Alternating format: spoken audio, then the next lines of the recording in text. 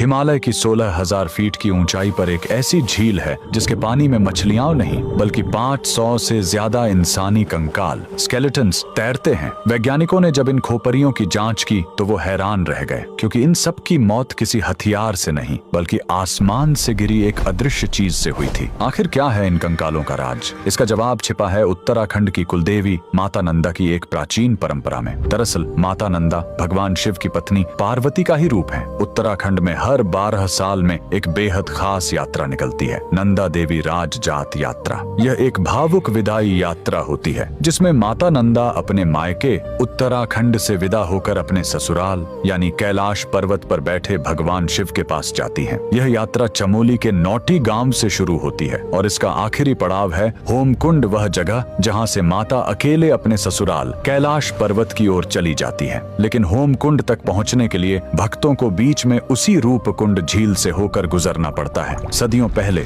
कन्नौज के राजा जसधवल ने इसी पवित्र यात्रा में शामिल होने की ठानी, लेकिन राजा को अपनी सत्ता का अहंकार था। वे भक्ति भाव से नहीं बल्कि पिकनिक मनाने के अंदाज में गए। नियम तोड़ते हुए वे अपने साथ गर्भवती रानी, नाचने गाने वाली नर्तकियां और जोर जोर से बजते ढोल नगारे लेकर पहाड़ पर चढ़ने लगे। माता नंदा अपनी विदाई के वक्त यह अपमान और शोर शराबा सह नहीं पाई। जैसे ही राजा का काफिला रूपकुंड झील के पास पहुंचा, देवी का प्रकोप टूट पड़ा। अचानक आसमान काला हो गया। बारिश नहीं बल्कि लोहे जैसे सख्त और भारी ओले गिरने लगे। वो ओले क्रिकेट की गेंद जितने भारी थे। वहां छिपने की कोई जगह नहीं थी। वो ओले सीधे राजा और उसकी सेना के सिर पर गिर रहे थे। देखते ही देखते राजा, रानी और उनके 500 साथी वहीं बर्फ में दफन हो गए। सैकड़ों साल बाद जब 1942 में वहां बर्फ पिघली तो दुनिया ने देखा कि झील कंकालों से भरी पड़ी है। और जब फॉरेंसिक जांच हुई तो वैज्ञानिकों ने पुष्टि की कि इन सभी खोपरियों में दरारें थीं जो ऊपर से किसी भारी गोल चीज ओले के गिरने से ही आई थीं।